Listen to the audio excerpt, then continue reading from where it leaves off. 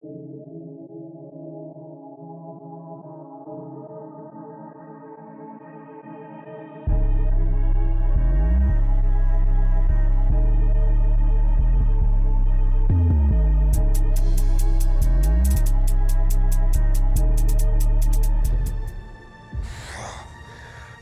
just stand there, you ape. Give me a hand up. No, I'm actually okay. Thank you very much.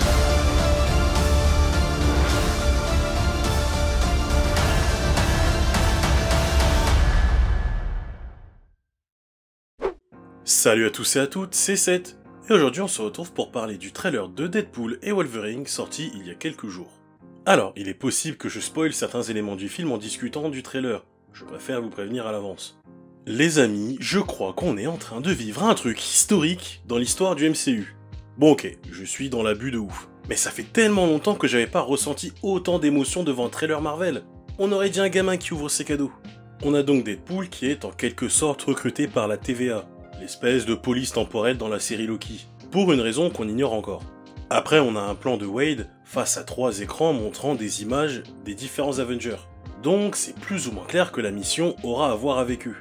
Ce pourrait être de réparer les dégâts causés à la timeline, aller à des temps précis dans le temps pour effectuer je ne sais quoi. D'ailleurs ce serait marrant d'avoir une adaptation du comics Deadpool Kills the Marvel Universe. Mais je ne pense pas que Disney irait jusque là non plus. En plus, le gars dont le nom semble être Paradox, merci les sous-titres de YouTube, lui dit que c'est sa chance d'être un héros parmi les héros. Et on sait qu'il va faire équipe avec Wolverine, donc je pense qu'on peut d'ores et déjà mettre à la poubelle l'idée de le voir massacrer les Avengers. Il se passe ensuite beaucoup de choses. On voit un mec de dos, potentiellement le méchant du film, ou alors c'est Wade, mais je pense pas. Un court plan avec ce qui semble être Logan de dos dans un costume blanc bien chic, ça me fait d'ailleurs penser à la cover de ce comics. A voir si l'inspiration vient vraiment de là. On a plusieurs scènes de baston avec Deadpool qui bute des gars de la TVA, un logo de la Fox à moitié enterré, il y a peut-être un message caché là-dedans, un mec de la TVA qui se fait emporter par une sorte de nuage violet, baston, flingue, sabre, et ce plan qui m'a fait bondir de mon siège. Mais je vais revenir dessus après, et enfin, le clash Deadpool-Wolverine. Alors, quoi dire sur ces images ? Depuis l'annonce du film, je pense qu'on était beaucoup à être inquiet de comment la transition Fox-MCU allait se passer. Ce trailer répond en grande partie à mes questions, même si certaines restent encore un peu floues. Les films Deadpool ont eu du succès, notamment à cause de la différence avec les films de super-héros qu'on avait l'habitude de voir à ce moment-là. C'était violent et vulgaire, deux choses que Marvel ne se permettait pas avec le MCU. Beaucoup de gens craignaient d'ailleurs que ces aspects soient un peu aseptisés dans cette suite signée Disney. Et honnêtement, j'étais persuadé que c'était une mauvaise idée que Disney ferait comme ils font d'habitude.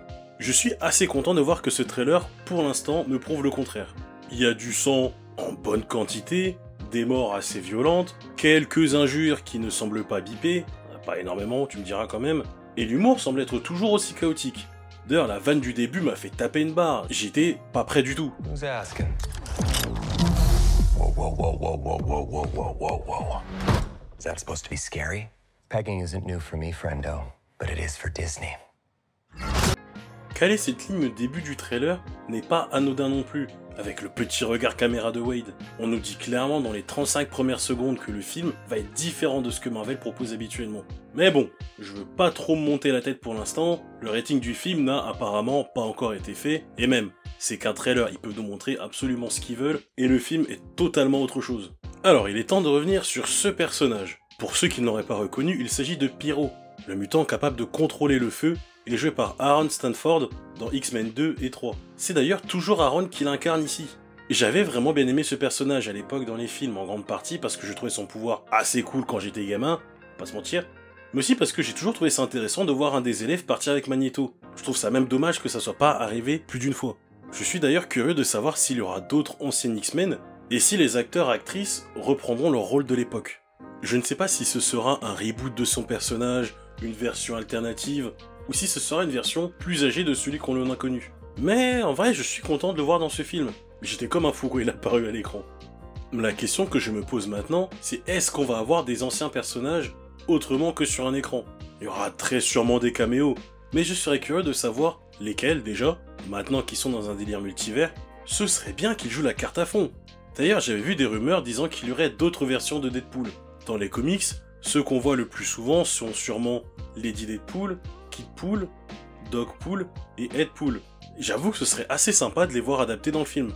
Ce sera tout pour cette vidéo, merci de l'avoir suivi, n'hésitez pas à me dire en commentaire ce que vous en avez pensé, mettez un pouce en l'air, on apprécie toujours. N'oubliez pas d'activer la cloche lorsque vous vous abonnez, vous recevrez une notification lors des prochaines sorties de vidéos. Vous pouvez également me rejoindre sur Twitter, je poste régulièrement des trucs en lien avec l'actualité geek, et je vous dis à la prochaine fois pour une nouvelle vidéo. Ciao les geeks!